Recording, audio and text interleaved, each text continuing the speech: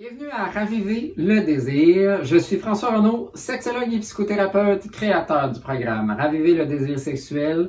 Aujourd'hui, on va parler d'intelligence émotionnelle et d'intelligence érotique.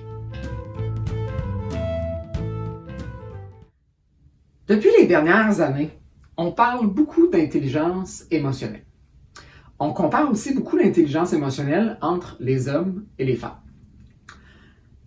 J'aime aussi, moi, parler de la différence entre l'intelligence émotionnelle et l'intelligence sexuelle érotique et la maturité émotionnelle et la maturité sexuelle et érotique. Parce que ce ne sont pas les mêmes affaires.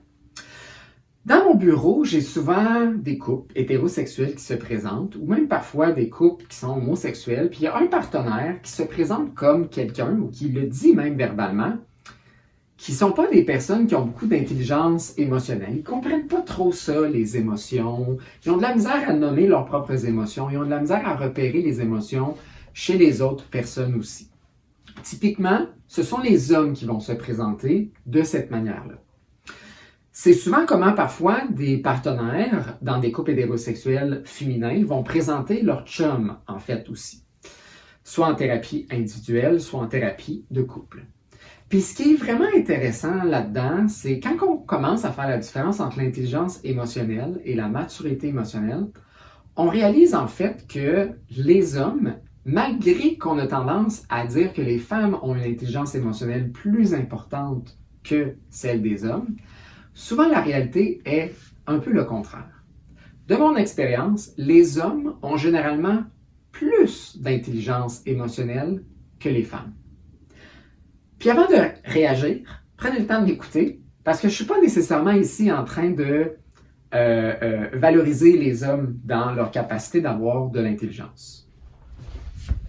Pourquoi je considère que les hommes ont plus d'intelligence émotionnelle? Eh bien, en partie, c'est parce qu'on est capable de faire croire à nos partenaires, souvent féminins dans les couples hétérosexuels, qu'on n'en a pas d'intelligence émotionnelle, qu'on ne comprend pas, en fait, les messages sous-jacents, les langages non verbaux, les subtilités parfois qu'on peut avoir au niveau des émotions.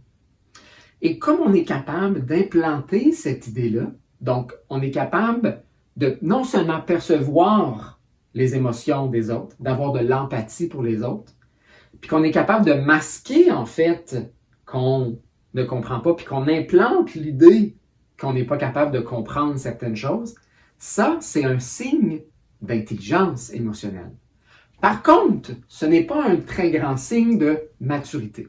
Donc, quand on parle d'intelligence émotionnelle, souvent on fait référence aux gens qui sont capables de parler de leurs émotions, de reconnaître les émotions chez les autres personnes, d'avoir de la compassion pour quelqu'un d'autre, de saisir les émotions et savoir comment réagir avec ces émotions-là. Souvent des caractéristiques qui sont développées chez les filles, les femmes, les adolescentes. Et qu'à l'âge adulte, effectivement, ils ont peaufiné. Tandis que chez les hommes, au contraire, on leur fait développer des habiletés de masquer non seulement leur compréhension, mais leurs propres émotions aussi. Parce qu'on associe ces caractéristiques-là aux femmes. Et souvent, les hommes ne veulent pas avoir des caractéristiques féminines. Ici, au Québec, en Amérique du Nord, on commence à changer un peu ces tendances-là. Mais même encore aujourd'hui, les stéréotypes ne sont pas complètement enlevés. On apprend à un très jeune âge, en fait, aux garçons, de ne pas avoir des émotions.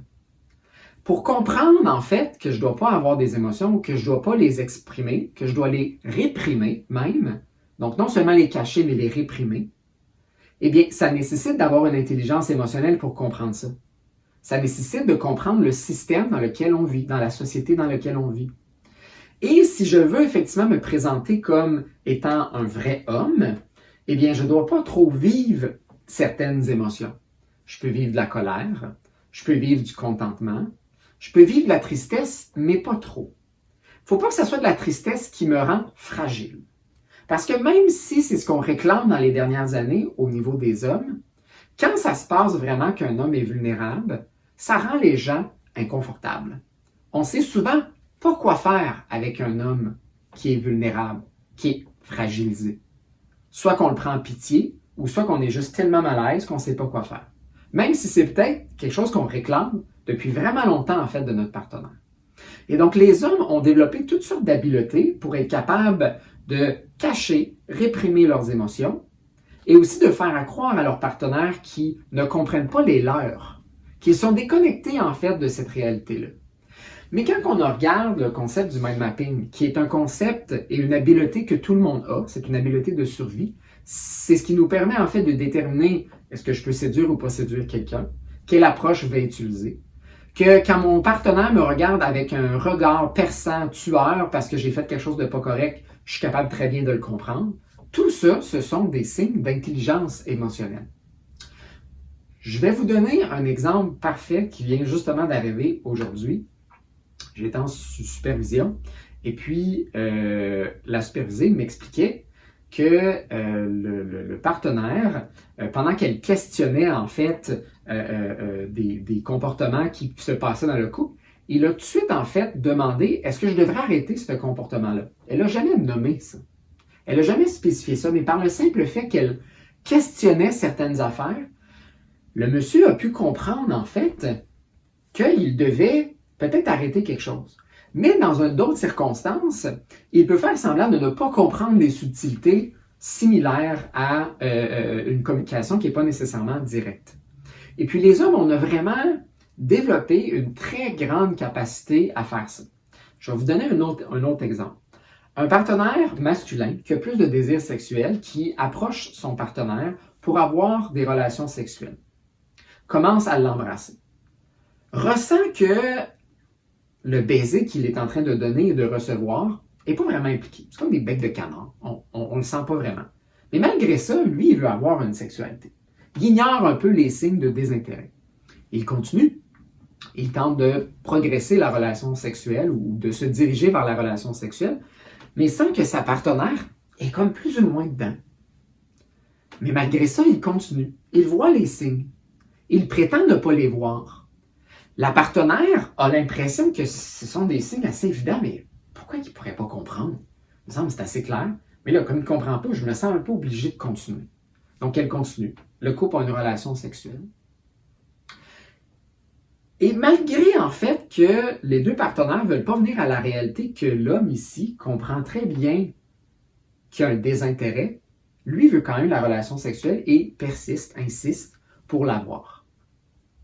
Mais souvent, le partenaire, quand il se présente dans mes thérapies, ils vont dire « Mais je ne les vois pas quand il y a des intérêts, etc. » Tu sais, des fois, elle me fait des signaux, des fois, je ne vois pas ces signaux.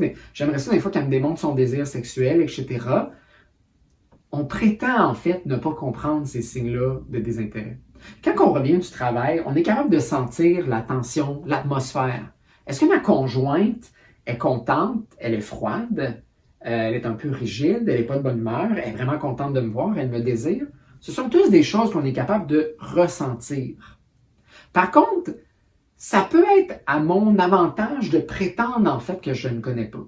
Donc, si moi, de parler de mes émotions, ça me rend inconfortable ou que je ne suis pas intéressé d'élaborer sur le vécu relationnel de tes collègues au travail, feindre l'incompréhension d'une situation relationnelle émotionnelle parce que je n'ai pas l'intérêt, c'est beaucoup plus facile à accepter comme réalité. Ah, mon chum, tu sais, il a de la misère à vivre ses émotions, etc. Il ne comprend pas ça, que de dire « je m'en fous, ça ne m'intéresse pas ». C'est beaucoup plus blessant parce que là, je vis un rejet. Versus, je vis un désintérêt. Pas un désintérêt, mais une incompréhension finalement de l'autre personne. Mais souvent, effectivement, on va être capable de comprendre ces choses-là en tant qu'homme. Mais comme c'est perçu comme étant plus féminin, que c'est à notre avantage de ne pas comprendre, mais on perpétue un peu ce mythe-là que les hommes n'ont pas vraiment d'intelligence émotionnelle. Par contre, quelqu'un qui a une intelligence émotionnelle et qui l'utilise à bon escient, avec de bonnes intentions, qui va se mettre vulnérable, qui va porter attention à la vulnérabilité des autres, aux fragilités, va démontrer de la compassion, ça, c'est ce qui démontre de la maturité émotionnelle. Et ça, c'est ce qui peut manquer chez les hommes, tout comme il peut en manquer chez les femmes. Mais les hommes ont généralement une très bonne intelligence émotionnelle. Les sociopathes, les narcissiques ont des très bonnes intelligences émotionnelles. Pour qu'un narcissique soit capable de savoir exactement quelle insécurité chez toi il doit peser dessus pour te sentir fragile, il faut qu'il ait compris, en fait, il faut qu'il y ait de l'empathie. Pas de la compassion, mais il faut qu'il y ait de l'empathie pour comprendre, ah, c'est là que la personne est sensible, c'est là que je peux aller peser. C'est pas une attaque à l'aveugle. Je sais exactement là où je dois peser. Et pour le savoir, je dois avoir de l'empathie, je dois avoir de l'intelligence émotionnelle. Par contre, mon intelligence émotionnelle, je ne l'utilise pas dans de bonnes intentions. Je n'ai pas de l'empathie de façon prosociale, j'ai de l'empathie antisociale. Donc, je peux ressentir tes émotions, je peux les comprendre.